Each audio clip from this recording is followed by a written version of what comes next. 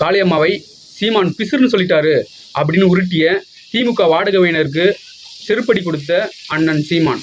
ஏய், நாங்க பிசுரும்பா அப்புறம் உசுரும்பா, அது உனக்கு என்ன மசுருக்கு அந்த பிரச்சனை? உனக்கு என்ன பிரச்சனை?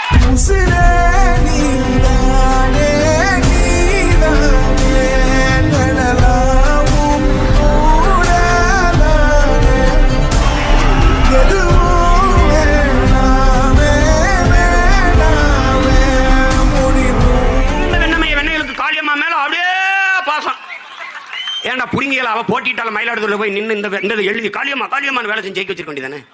உனக்கு என்ன பிரச்சனை? இது என் கட்சி பிரச்சனை. பெத்த தாயில சுமாரமா வாய் முடிட்டு பேசாம இருக்க மாட்டியா அப்படிங்கிறான். ஆத்தால பெண் பேச்சை கேட்காதனால தான் இந்த வேலையை செஞ்சுட்டு இருக்கேன். இல்லைன்னா மிட்டில் இருந்து ஓய்வு விட்டுருப்பேன், இல்ல வாத்தியால போயிருப்பேன்.